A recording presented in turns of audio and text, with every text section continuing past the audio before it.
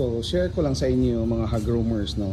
As I mentioned before na hindi na ako nagwa-water change using the this one ba dito. Kasi delikado yung isda mahigop ng and napakainit dito magtambay para lang magbantay ng mga isda na hindi mahihigop. So ganito ang nangyayari mga hagroomers. So yung hose doon sa faucet natin, and ang tubig is galing doon sa tangke natin sa taas. Okay, stock water po yan. Then dito, so yan, overflow yan dyan.